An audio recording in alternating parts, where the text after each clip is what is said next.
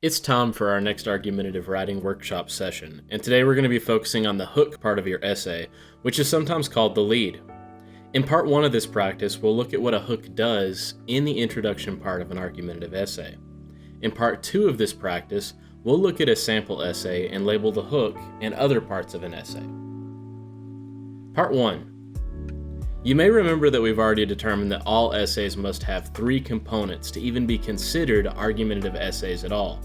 Your essay must have a claim, reasons you believe that claim, and evidence to support your reasons. Those are the backbone requirements to have an argumentative essay in the first place. While the backbone's obviously important, there's a lot more that goes into the skeleton of your argumentative essay, and that's what we're going to talk about. An argumentative essay can be broken into 6 sections. And if you clearly know what these sections are in your essay, you probably have everything you need to have a great essay. Remember, we mentioned the intro, reasons 1, 2, and 3, your counterclaim, and your conclusion. Let's begin at the beginning by focusing on the introduction, the part of your essay that begins the story of your argument. The hook of your essay, which is sometimes called the lead, usually comes at the very beginning of an argumentative essay, even before you state what your claim is or what side you're taking in an argument. It's called the hook because you want to hook your audience in and get their attention so much that they want to read the rest of your essay. They're not going to get bored and stop. You may write the best essay in the world, but if your introduction doesn't get your audience's attention immediately, you risk losing them. There's several types of hooks you can use. Over time, you'll begin to figure out the best ones to work into your style of writing. Here are a few examples of types of hooks you'll use, and examples related to them that tie into an argumentative essay written in a debate about year-round school versus summers off. You may want to take a few notes as we go through these. Let's begin. The first way to wrap your audience in would be a quote. A quote is something spoken by a famous person. The example they used to start their essay was President Obama once said, "During the summer, students are losing a lot of what they learn. A longer school year makes sense." In this hook, they used something spoken by a famous person to illustrate the point that they were trying to make.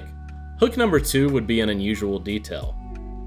The example they give for this is that according to historians, American farm children once attended school from December to March and mid-May to August.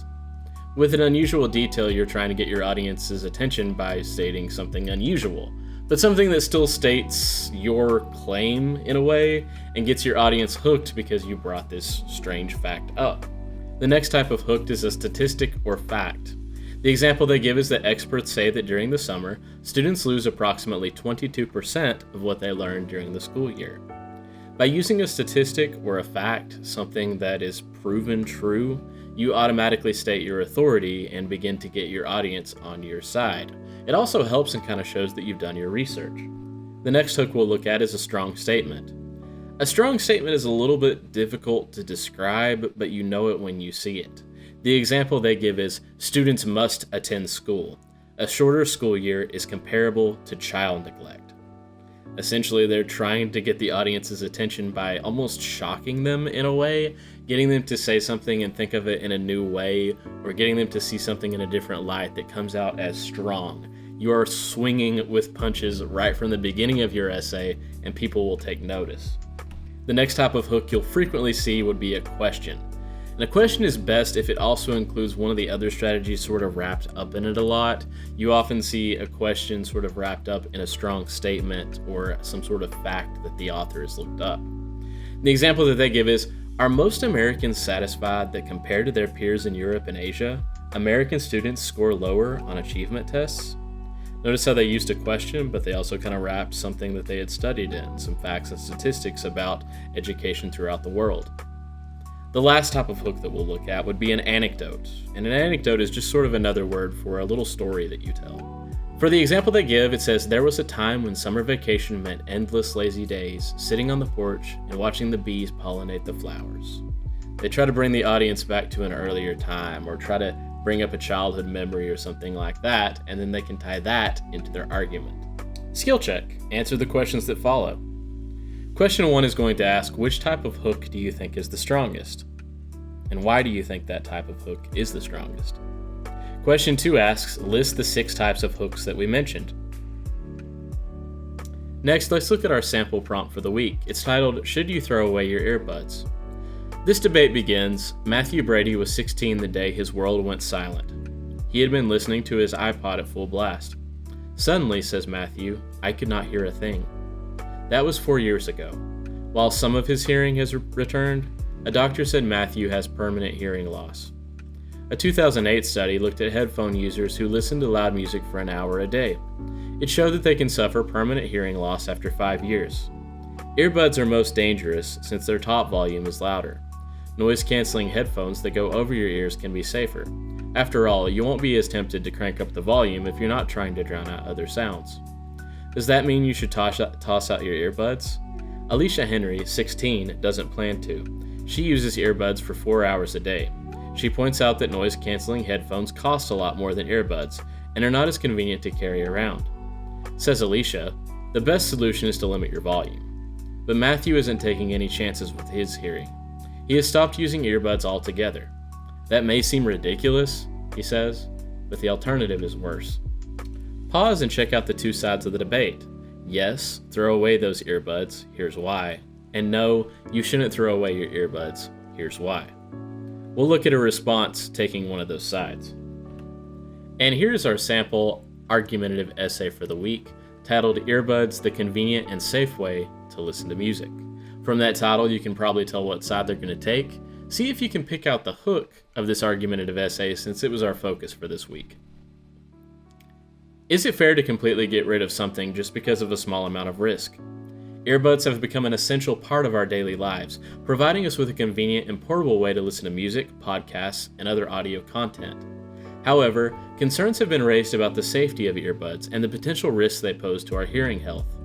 Any concern is taken way out of proportion, and it is clear that earbuds pose minimal, if any, risk to consumers.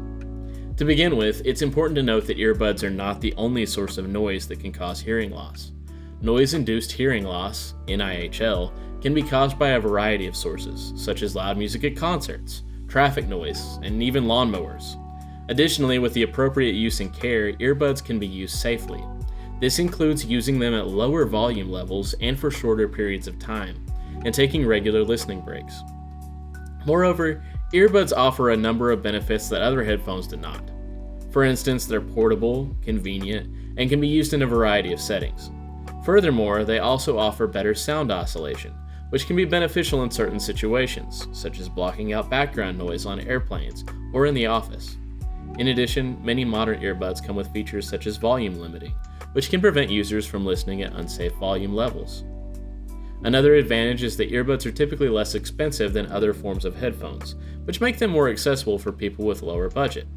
Limiting access to earbuds would hurt a significant portion of the population who just need a cheap way to listen to music and other content.